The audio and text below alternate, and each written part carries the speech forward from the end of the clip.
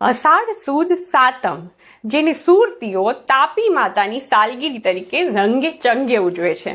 જેનું કારણ છે કે સુરતીઓ એવું માને છે કે આજે જે જાહો જલાલી તેઓ ભોગવી રહ્યા છે તે તાપી માતાની કૃપાને કારણે છે.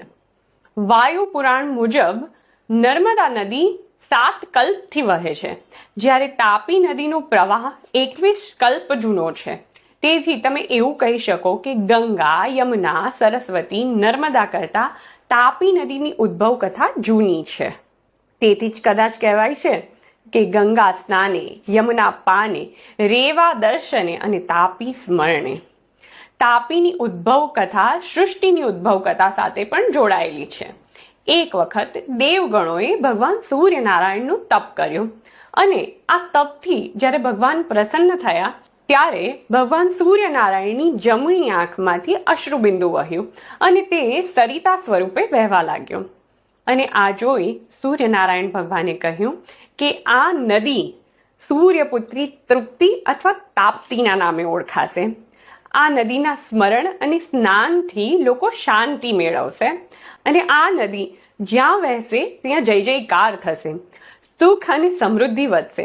અને આ વાત સુરતી લાલાઓ માટે અક્ષરશઃ સાચી પડી છે.